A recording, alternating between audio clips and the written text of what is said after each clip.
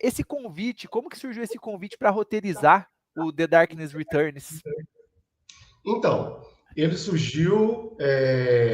Eu tenho um grande amigo que está em Los Angeles, que é o Daniel Figueiredo. O Daniel Figueiredo é um dos maiores compositores de trilhas sonoras de novela e cinema do Brasil. Né? Para quem não sabe, ele é compositor de todas as trilhas das novelas da Record, não só as bíblicas, mas todas as novelas e minisséries, sejam de época, não ser de época, é ele que comanda o departamento ali, né? E ele foi para Los Angeles com a vontade de se consolidar lá como compositor e também como produtor de cinema, né? E o Daniel é uma pessoa que a gente conversa muito, né? É aquele amigo que a gente se fala todo dia, tá o tempo todo se zoando. E aí eu comecei a trabalhar com ele, desenvolvendo projetos, né? Fazendo bíblia, books para ele prospectar lá, através da produtora dele, que The Darkness Return é a primeira produção exclusiva da produtora dele, Expand Films. E aí ele falou dessa ideia que ele tinha, de um filme que se passava num cinema, que era uma história entre um homem e uma mulher, né, que estava ali vendo o filme, e que o homem se via através do ponto de vista da mulher, né? Não vou contar em que sentido para não estragar o filme, né? E aí eu desenvolvi a sinopse para ele, e aí começamos a escrever o projeto do filme. A sinopse foi aprovada. Nesse entrou uma outra produtora americana também, que é a Stone Orios Films, né, que é uma produtora de lá, que já faz filmes de lá há muito tempo, tem um currículo bem amplo. E aí começamos a trabalhar no roteiro. Que demais. O Valdemir perguntou o seguinte, falando a respeito disso, como que você se sentiu por ter conseguido, ele colocou assim, essa façanha, porque de verdade eu acho que é bem, não sei se é raro, mas é um tanto difícil, né, do brasileiro ir para lá, enfim, né? Olha, eu vou dizer o seguinte, eu nem fui para lá, né? Eu ainda tô aqui. O projeto foi feito completamente online, né? Então, o que acontece é o seguinte, primeiro foi uma questão de contato, né? Questão de amigo. O Daniel, ele é meu amigo desde o Brasil, né? Ele fez a trilha sonora do Aspirina para Dor de Cabeça. Aliás, tudo começou, minha amizade com o Daniel começou quando ele estava compondo a trilha sonora do Aspirina, que nós fomos, eu e o Felipe, fomos no estúdio dele fazer a composição, e aí a nossa amizade começou de cara, entendeu? Falando de coisas aleatórias e falando de política, entendeu? A gente começou falando de política e engatamos um papo de cinema que já dura de 2014 até hoje, então a gente nunca mais parou de se falar, né? Então, assim, eu tive muita sorte, entendeu? Porque não é comum. Geralmente o que acontece se você tiver sorte de fazer alguns longas de prestígio no Brasil, né? Você pode, porventura, né, ter um convite de um produtor americano para fazer, né? Eu acho que, de fato, existem poucos produtores brasileiros que produzem filmes nos Estados Unidos, né? Que vão lá, têm coragem de fazer o que o Daniel fez. Porque quando você produz um filme nos Estados Unidos, você não tem direito, você não recorre a recursos públicos. Significa que ele pegou o dinheiro do bolso dele e investiu no filme, entendeu? Mas o mercado lá é mais amplo, ele tem muitas formas de recuperar o investimento, né? E se Deus quiser, isso aí vai ser uma trilogia que vai virar série, vai ter vários spin-offs, né? E aí foi assim que eu fui chamado, mas eu considero que isso foi praticamente um milagre, cara. Foi praticamente um milagre. E, tipo assim, eu falo com todo mundo, eu nunca imaginei que eu ia conseguir fazer o meu primeiro, o primeiro longa de cara e já ser um filme americano. Sim. Entendeu? Demais.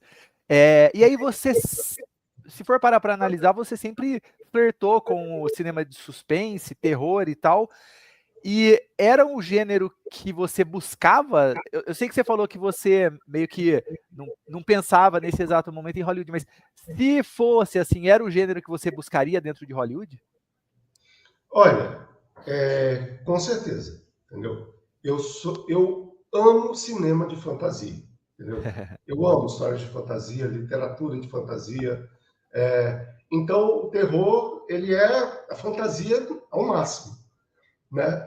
Então, com certeza, entendeu? Eu não gosto, sim, eu gosto muito de terror, capa-espada, filmes como O Senhor dos Anéis, todos os filmes têm essas atmosferas, mas também, assim, filmes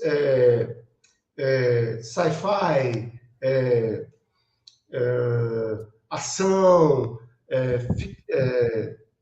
thrillers, né, suspense. Não sou uma pessoa muito de drama, de Sei. comédia, né? Essa não é a minha praia, entendeu? Assim, se pintar um projeto, eu até posso escrever, né? Mas o que eu amo, onde meu coração mora, é nesse universo mais sombrio e fantasioso.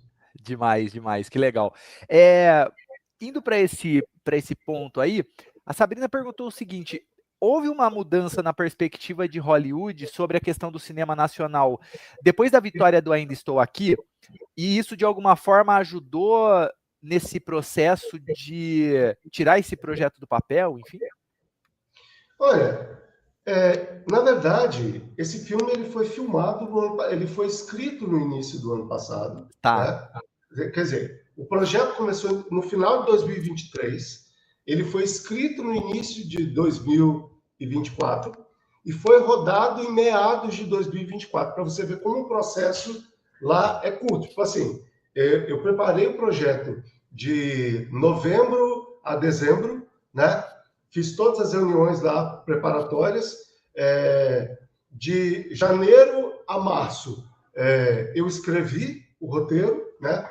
Os 5 primeiros tratamentos, e em julho ele já estava sendo filmado, entendeu? Ele entendi. foi filmado em 15 dias.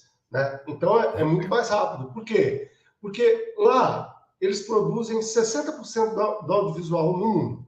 É Aham. feito pelos americanos e boa parte desse audiovisual é feito exclusivamente em Los Angeles. Né? Ah, Então, o que acontece? Você tem muita mão de obra, todos os equipamentos que você precisa estão lá, você tem oferta de mão de obra dos melhores profissionais, entendeu?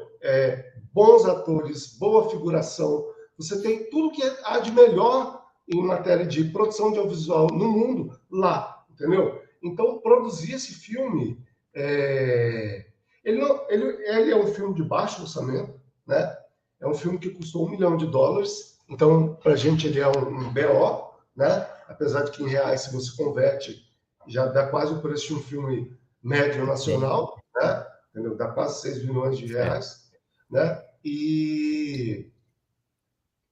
Mas, então, eu não acredito que ele tenha, que Ainda Estou Aqui tenha tido nenhuma influência nisso. Até porque, apesar de eu ter escrito o filme, ele teve depois um co-roteirista americano, né, Tá, que entrou para fazer, para principalmente me ajudar a trabalhar as questões que eram, digamos assim, que só poderiam ser feitas por um nativo americano, entendeu? A pessoa que é americana, que está lá, que sabe, olha, essa gíria tem que entrar, isso aqui não pode ser desse jeito, isso nos Estados Unidos não acontece, entendeu? Sabe? E um cara que deu ideias maravilhosas para o roteiro também, enfim, né? Mas assim, eu digo que 80% do trabalho eu fiz, sim. né? Com a ajuda do Felipe, e depois, quando o Gary entrou, Lapidou, finalizou. vamos dizer assim. E a gente estava comentando em off, e você estava falando que o processo de escrita, você estava, enfim, estava no hospital, né? Exatamente, tem essa curiosidade. Quando eu comecei a preparar o projeto, eu descobri que eu estava com uma doença, assim, estava em ponto de morrer, né? Tem aquela coisa de homens, só a doença encontra o homem nunca procura, né? Então eu fui cair nessa de não procurava, então eu falo, não façam isso, Sim. façam check-up a cada 6 meses e tal, para você não ser pego, é, é, enfim, de surpresa, De né? Então eu surpresa. descobri uma neurotoxoplasmose, que é uma doença de gato, só que deu no meu cérebro, né? E era gigantesca, tanto que os médicos chegaram até a achar que era um linfoma em algum momento, porque ela não cedia com Bactrim. Eu estava tomando 12 Bactrins por dia, Nossa. entendeu? Sabe? Foi um tratamento bem pesado, né? Então eu fiquei internado durante quase 3 meses dentro da Fiocruz. E eu escrevi esse longa inteiro neste celular aqui, entendeu? Eu ficava... E era a minha diversão dentro da Fiocruz, porque eu ficava lá escrevendo longo no celular. O Felipe foi de sumário importante, porque assim, eu escrevia o roteiro, mandava o texto para o Felipe organizava tudo no Final Draft, colaborava também, eu falava, Felipe, tem que abrir, transformar esse argumento numa escaleta. Felipe transformava, voltava com as ideias, passava para mim, eu ia lá e trabalhava, escrevendo praticamente todo pelo Google Drive, entendeu? Ia escrevendo pelo Google Drive, né? E aí, e não parava tempo nenhum, tanto que, assim, às vezes eu ia de ambulância de um hospital para o outro, e dentro da ambulância, na maca, eu ia escrevendo o roteiro, e as pessoas perguntavam, o que você está escrevendo? Eu estou escrevendo um longa de terror americano. A enfermeira olhava para mim assim, já deve estar... delirando já. Delirando já, coitado, está morrendo, entendeu? E virou assim... a piada dentro do hospital da Fiocruz, entendeu? Um maluco que fala que está escrevendo um filme hollywoodiano, né? E tava, né? Tanto que hoje em dia eu tenho contato de muitos médicos lá, eu mando o trailer para eles. Aí, o filme que vocês falavam que não existia, tá pronto. É verdade, com certeza.